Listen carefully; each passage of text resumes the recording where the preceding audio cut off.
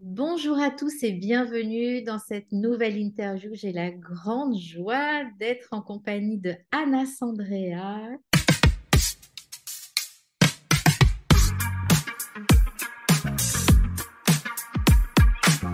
Très heureuse d'être aujourd'hui avec toi et d'avoir cette conversation. Je suis d'autant plus heureuse que là, on se voit à travers un écran virtuel, comme on a beaucoup l'habitude de te voir souvent avec le sommet de la conscience. Mais bientôt, tu seras présente sur la scène des rencontres entre la médecine conventionnelle et les soins naturels, les 4 et 5 mars prochains, donc 2023, au Palais des Congrès de Lorient. Et ça, je suis mais ravie. Merci beaucoup. Et ben, moi, je suis aussi ravie de faire partie des intervenants parce que je trouve que c'est un sujet super intéressant et je te félicite d'organiser tout ça. Merci beaucoup. Donc, tu viens rarement sur scène, hein, tu es beaucoup plus habitué aux écrans. Et Ouais. donc, en tout cas, c'était important pour toi de venir parler de la complémentarité de ces deux médecines. Pourquoi c'est important pour toi? Parce que je crois que nous pouvons nous enrichir, la médecine traditionnelle, si je peux dire, peut s'enrichir énormément de la médecine alternative et la médecine alternative peut s'enrichir du rigueur, des recherches, etc., de la médecine conventionnelle. Et par rapport à mon sujet, je trouve que c'est super intéressant d'étudier l'aspect émotionnel des maladies parce que parfois, dans certaines maladies, je dis n'importe quoi, des maladies chroniques, on est en train de donner des médicaments à une personne alors que cette personne veut juste attirer l'attention par rapport à sa maladie. Et c'est sa façon. Son bénéfice secondaire, c'est d'attirer l'attention et qu'on peut lui donner tous les médicaments du monde. Si on ne va pas voir ce qu'il y a profondément derrière cette maladie, bah, cette personne va avoir beaucoup de mal à guérir. Et donc, je pense que ça peut aussi enrichir toute cette pratique qui soit conventionnelle, alternative, d'étudier la partie émotionnelle, voire spirituelle aussi des maladies, qui est tellement important dans un processus de guérison. Toi-même, dans ton parcours, avant de créer le sommet de la conscience, est-ce que tu as eu affaire aux deux pratiques? Est-ce que tu étais plutôt médecine conventionnelle, puis tu as découvert la médecine naturelle? Comment ça s'est passé pour toi? Alors, j'ai un parcours de malade. Si je veux dire. Les 7 premières années de ma vie, j'étais très malade. Ça, les gens ne le connaissent pas beaucoup parce que tu vois, pour moi, j'ai l'impression que c'est une vie passée, c'est tellement loin de moi que je le raconte peu. Mais oui, les premières 7 années de ma vie, j'étais gravement malade. Et ça s'est pas guéri, c'était des opérations que j'ai suivies. Ça s'est fait d'une façon conventionnelle. Mes parents à l'époque n'étaient pas du tout branchés à ça, mais je me suis guérie. Moi, je me suis guérie toute seule au niveau d'une façon alternative. Tu vois, à 7 ans, je n'ai eu marre des piqûres, des douleurs, parce que tu connais le monde médical, surtout pour un enfant, c'était beaucoup de douleurs, beaucoup d'heures de mon enfance passées dedans, des jours et même des mois passés dedans. Et un jour, je n'ai eu marre, j'avais 7 ans et je dis à ma mère, et elle se rappelle, je dis, tu sais, maman, je ne serai plus malade. Mais je l'ai dit d'une façon, mais je n'ai eu marre, marre, marre, marre. Et tac, je l'ai dit. Et bon, avec le recul, je me rends compte que j'ai mis en marche tout un processus d'auto-guérison. Je n'avais plus de bénéfices secondaires, je n'avais plus d'envie d'être là-dedans. Et que oui, j'ai subi des opérations, mais je sais aujourd'hui que c'est pas ça qui m'a guéri. Que Hmm. c'est ce processus d'auto-guérison qui avait beaucoup à voir avec les émotions et les blessures et tout ça qu'on va parler aujourd'hui. Waouh, Et génial. par la suite, tu me disais, oui, par la suite, bah, des années, j'étais dans la médecine conventionnelle. Et en fait, c'est avec mes enfants, avec mon premier enfant qui était très malade suite à une des vaccins qu'il a eu.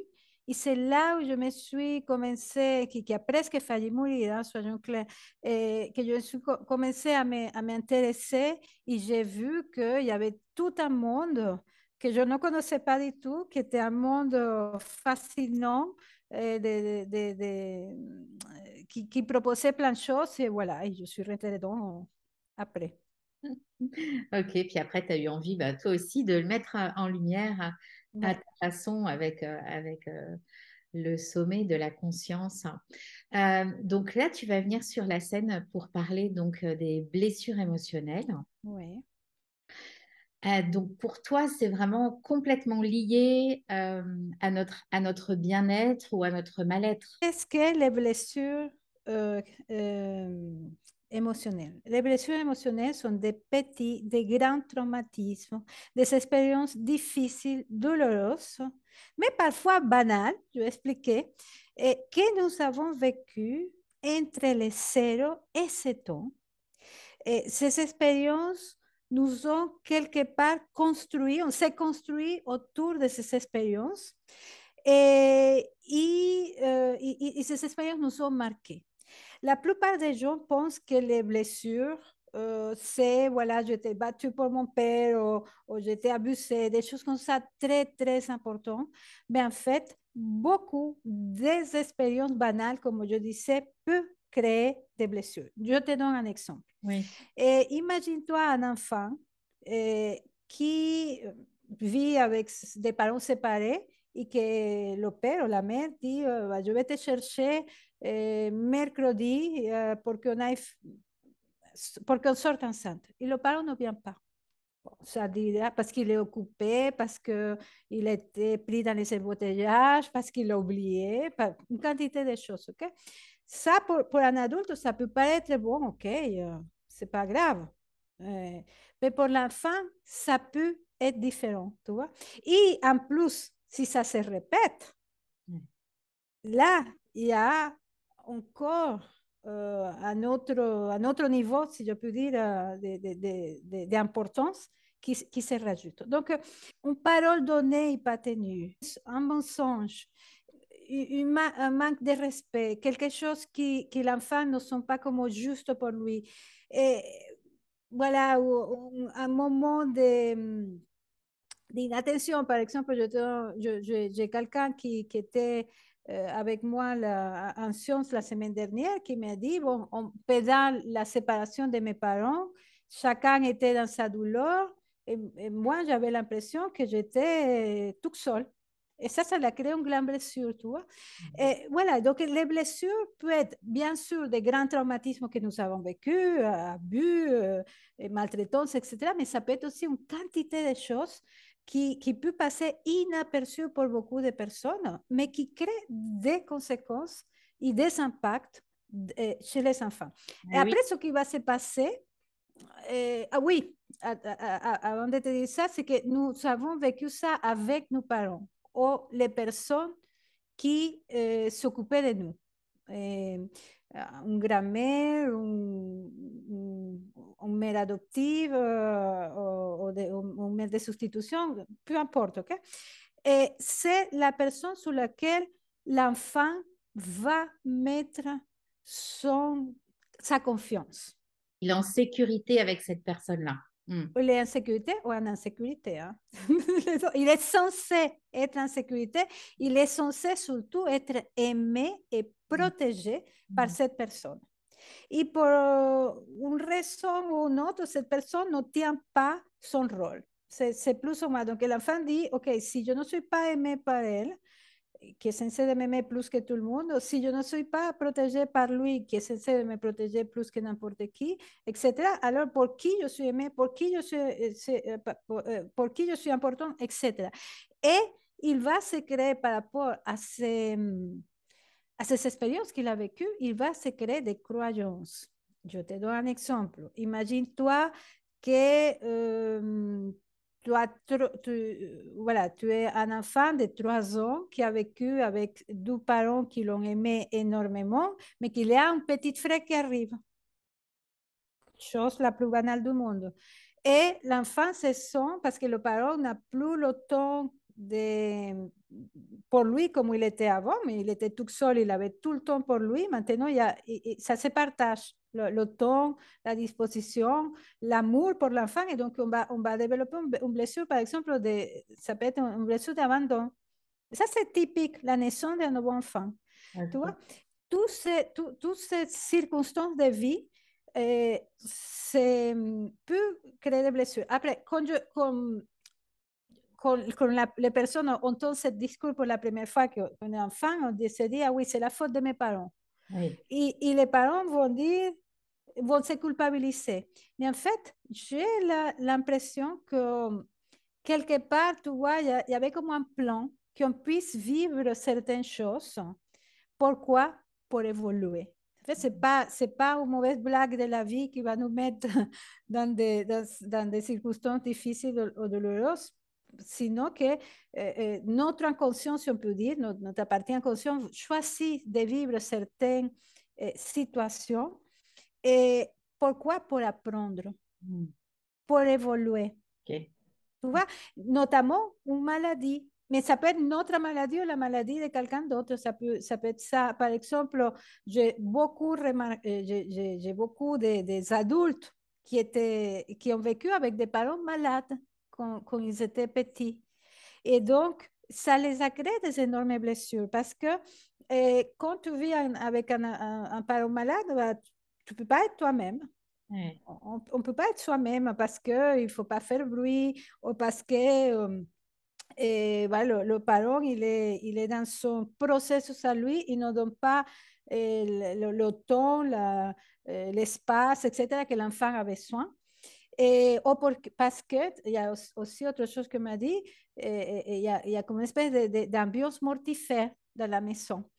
Et donc, ce qui est intéressant, c'est que ce que nous avons vécu en tant qu'enfant va revenir à nous. Et pourquoi ça revient? Pourquoi ça revient? Eh bien, ça revient pour, quelque part pour la vie ou notre âme, je ne sais pas comment tu veux l'appeler, et nous propose d'accueillir, traverser et libérer ce qui ne l'a pas été en tant qu'enfant. Et donc, nous pouvons nous créer des difficultés de vie pour revivre les mêmes émotions qui sont coincées en nous. Il y a 5 types de blessures, je vais les dire c'est rejet, abandon, humiliation, trahison, injustice. Je ne vais pas rentrer à l'intérieur de chaque blessure parce que ça, c'est un autre sujet. Mais imaginez-vous un enfant qui vit, je prends le même exemple de tout à l'heure, avec un parent malade, ok, et qui ne peut pas vivre sa vie comme il l'entend.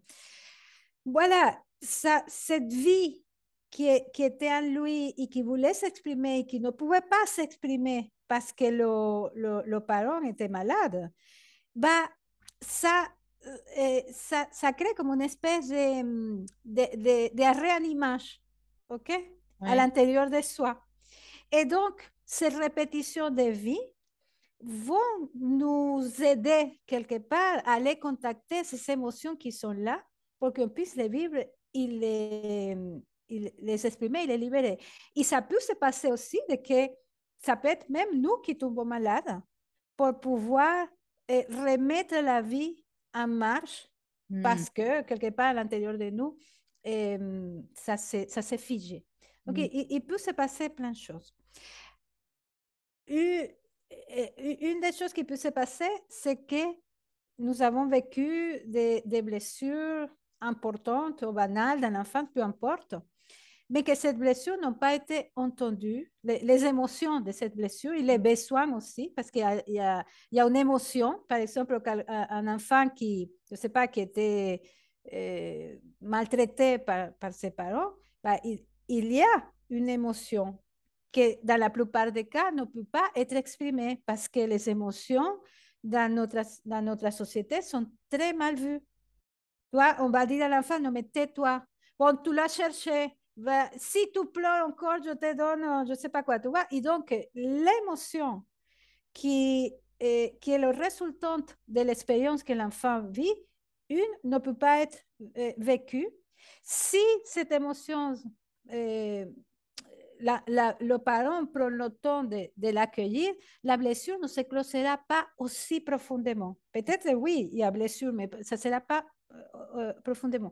Il y a aussi un besoin, c'est-à-dire l'enfant qui était baffé ou maltraité ou n'importe quoi, il a des émotions qu'il ne peut pas exprimer. Mais il a aussi des besoins, un besoin de douceur, de délicatesse, de comment ça s'appelle, de respect ou n'importe quoi, qui reste aussi figé chez lui. Et Mm. qu'est-ce qui va se passer? Parfois, nous allons nous créer inconsciemment, hein, tout Oui, ça c'est dans l'inconscient. Inconsciemment, nous allons nous créer des maladies, soit parce que nous n'avons pas entendu ces émotions qui sont à l'intérieur, qui essayent de ressortir. On a mis en sourdine le système. Et il y a un appel, il y a un événement qui va nous connecter aux émotions de la première fois, mais nous, on va dire non, mais je commence à manger, par exemple, pour ne pas entendre ces émotions. Je prends des antidépresseurs aussi, parfois, pour ne pas entendre des antidouleurs, des anti-tout, des anti-vie, pour ne pas entendre ce qui est vivant à l'intérieur de moi. Et je éteins comme ça, petit à petit, le petit clignotant de la voiture qui dit il y a un problème de sons ou de n'importe quoi.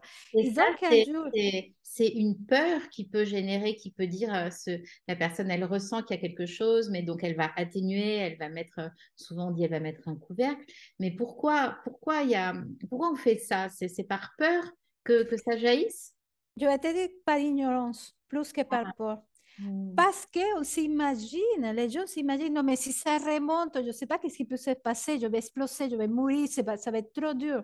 Et mm, qu'est-ce que je remarque, ma chère Anne, dans mes accompagnements, que parfois, une situation des émotions ou blessures qu'on essaie de fuir depuis 30, 40, 50 ans, prend 10 minutes à sortir. Tu vois, donc pour moi, c'est l'ignorance. On croit qu'on va souffrir, horreur, que ça va être aussi dur comme on l'a vécu, en fait. Mais non, c'est pas ça. Et comme nous vivons dans une société qui apporte des émotions, je ne sais pas si tu as vu, ça m'est déjà arrivé, peut-être ça t'est déjà arrivé, de pleurer dans la rue. mm, Ben, les gens, o te mettent à pleurer comme ça, pas dans un stage de développement personnel que c'est bien accueilli, mais sinon dans une situation où les gens ne sont pas forcément en contact avec ces émotions. Ben, les gens, parfois, se sont perdus. Ils savent quoi faire. Non, mais arrête de pleurer. Non, mais je ne sais pas quoi. Ils sont mal à l'aise. ouais, c'est Et mal. donc, on n'a pas une culture émotionnelle. Mm, Il y a des sociétés qui sont encore pires que France, tu vois, des sociétés, je ne sais pas, plus vers le haut ou asiatiques, qui sont encore plus coupées de ces émotions. mm, Donc, on n'a pas une culture émotionnelle. Il y a très peu de connaissances de comment ça se traverse, de comment ça s'accueille, et on s'imagine les pires choses alors que c'est quelque chose de très simple, de très rapide et de très libérateur. C'est pour ça que je pense que ça se fait, mm. qu'il y a tout cette peur. Alors, donc, comment ça se vit? Comme je te dis, ça peut être une émotion qui, euh, par des événements différents, essaye d'attirer notre attention. Et nous, on la met en sourdine. Non, je ne te vois pas. Je mange, j'achète, je fais ceci, je fais des choses à l'extérieur de moi pour pas l'entendre. Et donc, qu'est-ce qui va se passer? Ben, un jour, ça devient une maladie. Parce que le corps, tu sais, là, je parle avec j'ai beaucoup de clients qui ont le cancer. Et toutes me disent, il y a eu des appels avant. Mm. Le corps a essayé plusieurs fois d'attirer mon attention. Mais je n'ai pas une seule qui me dise, ah non, mais ça se m'est tombé sur la tête et je n'ai jamais vu, rien vu venir. Tu vois? Et toutes vont relier ce cancer à quelque chose du passé. Hmm. J'ai remarqué qu'il y a certaines blessures que s'ils ne sont pas écoutées, donnent systématiquement des maladies. Je te donne quelques exemples. Hmm. La maltraitance et, et et l'abus sexuel. Et j'ai trouvé, par exemple, un lien entre tous les cancers des ovaires, des voies génitales, etc., avec les abus sexuels. Je ne dis pas que toutes les personnes qui ont ce genre de cancer ont été abusées. Hein. Oui. Je ne suis pas en train de dire ça. Mais certaines personnes que j'ai trouvées dans mes accompagnements, il y a définitivement un lien entre les deux. Hmm. Okay? C'est un peu, tu vois, c'est pas, tu me diras, avoir un cancer aux ovaires et avoir été abusé, bon, c'est pas, je vois un lien très clair, tu vois, parce que sinon, tu aurais pu avoir un cancer ailleurs, mais c'est là, tu vois. Ouais. Et j'ai vu, par exemple, beaucoup de personnes que, notamment mon père, qui est mort d'un problème au cœur et qui avait une blessure d'abandon. Hmm. Tu vois, et beaucoup de personnes qui ont des problèmes cardiovasculaires de de différents types et qui ont eu des grands chagrins qui n'ont pas pu être exprimés, des pertes, des séparations, des disparitions dans l'enfance d'un parent, etc. Donc, je trouve vraiment qu'il y a un lien. Et bon, je n'ai pas fait de recherches par rapport à ça parce qu'on a besoin peut-être de plus de temps, de plus de personnes. Mais honnêtement, les personnes malades qui viennent à moi, je trouve systématiquement quelque chose qui l'explique dans le passé. Hmm. Et c'est pour ça que je trouve que c'est tellement intéressant d'étudier le lien des émotions et des maladies Hmm. parce que, OK, vraiment, si quelqu'un veut suivre le chemin de la médecine conventionnelle, c'est magnifique, mais je ne crois pas qu'il y ait une véritable guérison. Tu peux prendre des médicaments, tu Ouais. peux te faire des examens, tu peux faire autant que tu veux, mais tant que tu n'as pas vu cet aspect-là, ça va revenir d'une façon ou d'une autre. Ouais. Ça peut être la médecine conventionnelle, ça peut être l'homéopathie, peu importe. Hein. Tant qu'une personne qui est malade n'aille pas voir l'origine profonde de cette maladie, on ne peut pas se dire guéri. Parce Hmm. que la guérison, pour moi, c'est la libération de euh, de cette expérience, de cette difficulté du passé qui se guérit. Et parfois, ce que j'ai vu, c'est qu'une personne a fait un travail au niveau des émotions et tout d'un coup, elle va trouver, ça peut être la médecine conventionnelle ou alternative, peu importe, quelque chose qui va l'aider. Hmm. Mais c'est parce qu'elle a libéré et j'ai l'impression que ça tire Ouais. la méthode, le type de médecine, parce que je ne crois pas que c'est la médecine qui guérit quoi que ce soit, c'est nous qui nous Ouais. guérissons. Tu vois, comme ce n'est pas un thérapeute qui nous guérit, Oui. c'est nous qui nous guérissons. Donc, c'est quand la personne prend le pouvoir de son histoire, bah, d'un coup, elle trouve le moyen. Ça peut s'appeler alternative conventionnelle ou spirituelle, si tu veux. Elle Ouais. va trouver le moyen pour escenifier, si on peut dire, une libération. Ouais, c'est fort, hein. Ouais, tout à fait. Donc, lors de ta venue, tu vas donc nous proposer une conférence.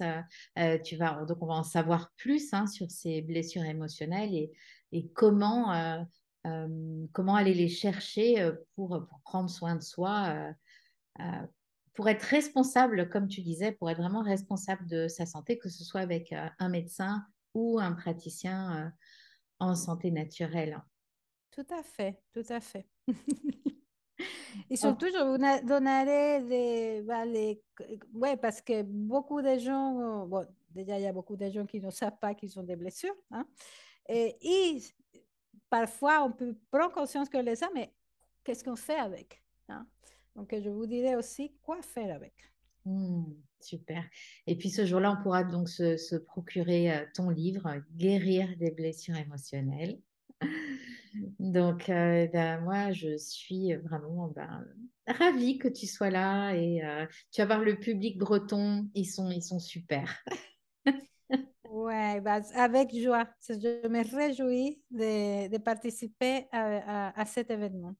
Voilà, vous avez tous les liens sous la vidéo pour prendre vos billets pour les 4 et 5 mars, pour prendre soin de vous en conscience. Merci à tous de nous avoir écoutés et à tout bientôt. Merci Anna. À bientôt.